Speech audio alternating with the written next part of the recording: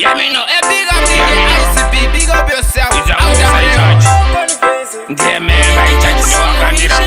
No matter how hard